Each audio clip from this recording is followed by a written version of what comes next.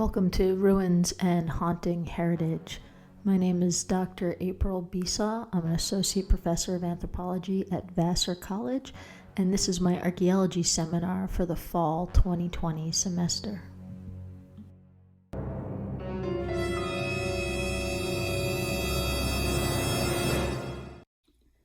We're already at week 10 of this 13-week course, and writing research papers is coming up, so the amount of lectures and the amount of readings is reducing to create time and space for students to explore how they can apply archaeology to understand the ruins that they're specifically interested in, whatever those may be. So for that reason, this lecture is about the limitations of the approach that we've been using in this course for looking at pre-modern sites. And pre-modern here is defined as before modernity, which let's say is before 1950. So maybe 1940, maybe World War II. So if we're looking at older sites, if we're looking at indigenous sites, if we're looking at sites from the 1800s, if we're looking at sacred sites today, we have to be very careful applying the ideas of this course to those. So what is the contemporary archaeology of cemeteries? Well, it's really about contrasting the past and the present ways of grieving and remembering. And it's about contrasting past and present connections that we do or do not have with the land. So we need to think about what we preserve as far as cemeteries go, and what we bulldoze and build over. And what we preserve versus what we bulldoze and build over says more about who we are today than about the past people who are in those cemeteries and what they were doing during their life and at the time of their death. So here's an example for you. One of the first cemetery projects that I worked on as an archaeology undergraduate in New Jersey, there was a very historic church that dated to the late 1700s in the downtown community. But it was the church and the burial ground was taken over by a new congregation that had no ties to the original people who worshiped at that church or the original people who were buried in that cemetery. The new congregation needed a handicap ramp to get members into this very old building that was not very handicap accessible. And that ramp was more important to them than disturbing graves. So they contracted with some archaeologists to respectfully move the graves so that they could put in this ramp. So I was just a student on this project, so I don't know all of the details of how it happened. But the individuals disinterred were processed in the basement of the church, where kids were running around having their Sunday school teachings and so forth. And we cleaned the remains. We made sure each individual had their own body parts, their own grave offerings with them. And we repacked them in smaller wooden boxes. A body doesn't actually take up that much space once it's a skeleton. And prepared them for reburial in the same cemetery, but not in the same spot. So thinking about that, those people and that project was more about that time period, and that there was this disconnect, but yet there was still this sense of needing to care for those individuals that were disinterred, even though there wasn't the respect to not disinter them. And the care for them was turned over to archaeologists in the manual sense, instead of it being the community members who were caring for them. And back at the time that these people died and were buried, there weren't archaeologists to take care of the dead as there are today. So this project says a lot about how we deal with the dead today. how we associate with senses of responsibility, senses of community, and so forth. It says very little about those individuals that were there.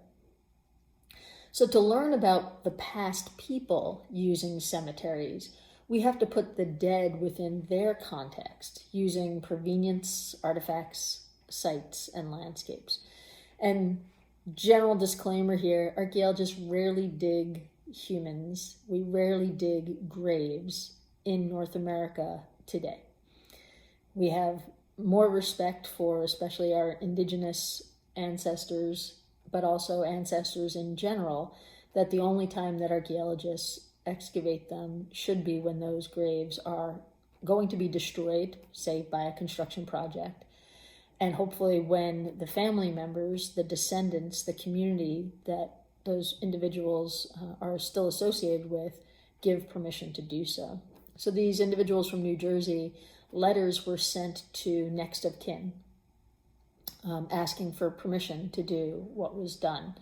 And in general, people responded saying that they had no idea who this person was. Go ahead, do whatever you wanted to do. Because we today do not have emotional connections to people from that long ago in the mainstream American culture.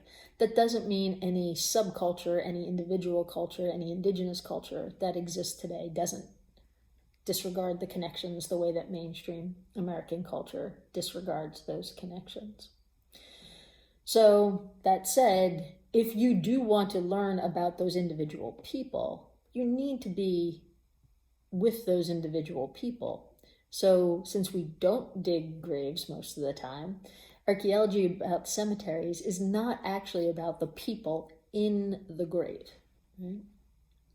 So for example, earlier in this course, we talked about the Dutchess County poorhouse and made a video about it.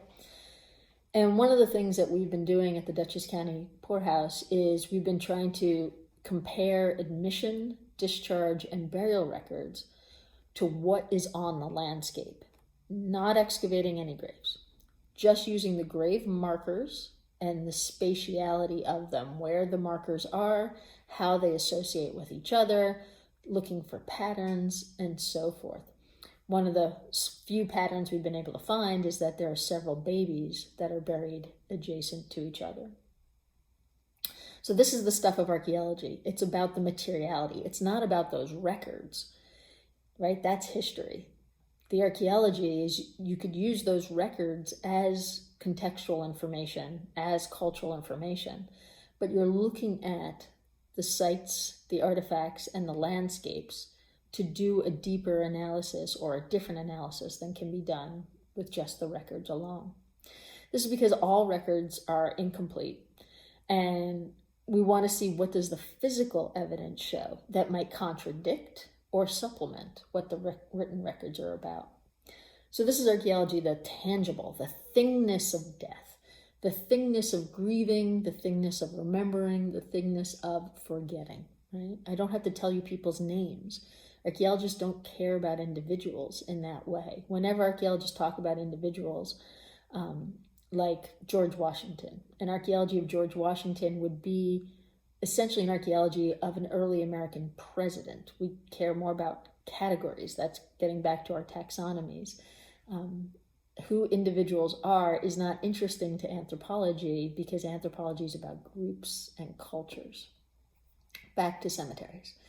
So even when a cemetery is excavated, nowadays only to protect the individuals buried from destruction or to return a loved one to their community, the cemetery tells us more about the people who buried their dead than it does about those who died.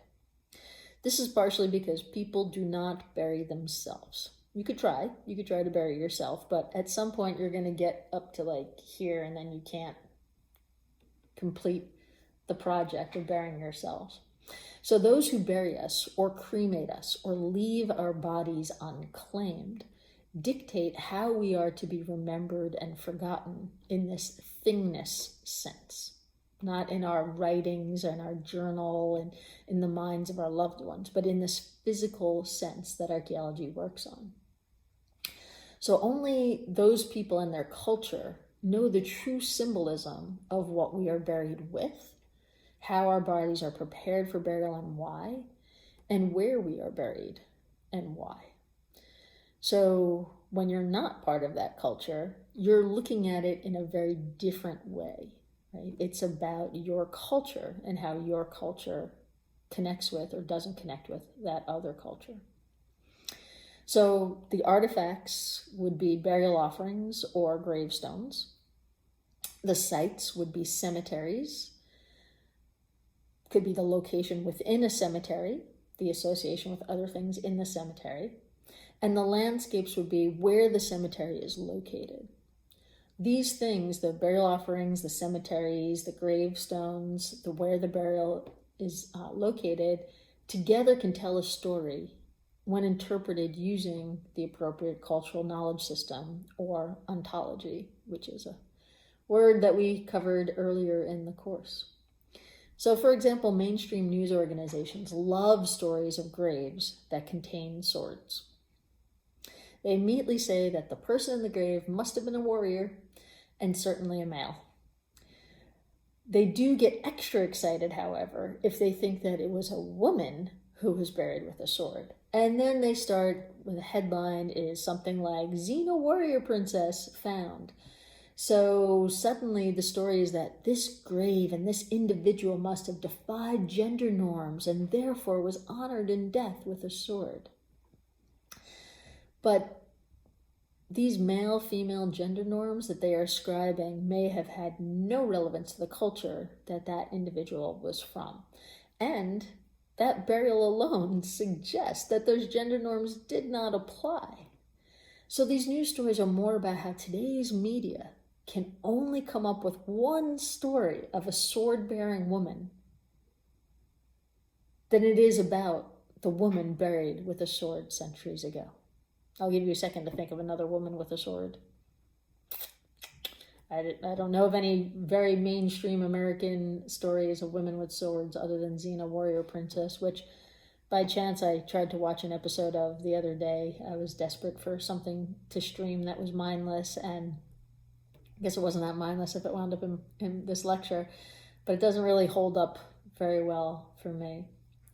So we should be thinking about how these cemeteries and how stories about cemeteries and graves and burials from the past reflect on us as far as understanding why we're so disconnected from these ideas. So think about what you will be buried with and who is going to decide. And how well does that person know you? And what period of your life will they commemorate? Right? If it's a spouse, a husband, or a wife, they didn't know who you were before you met and married them. So therefore, only that last part of your life is going to be memorialized. Whereas if it's a parent, they might remember you more as a child and memorialize that earlier part of your life in your grave. So an example from a student research project from last year, a Vassar student was studying graves in a Poughkeepsie cemetery that had non-English inscriptions on them. And she found that older individuals tended to have this. So does that mean that these older individuals did not speak English? Or does it mean that the loved ones who buried them associated them more with the non-English culture than with the English one that they themselves had adopted? So those inscriptions may reflect a regret among the descendants, the people who buried those older individuals, that they themselves had lost the language.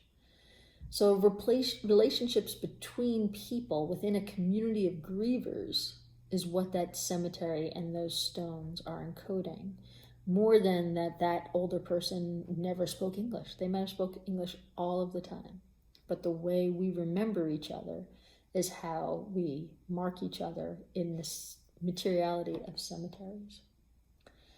So what do historic cemeteries have to do with ruins and haunting heritage?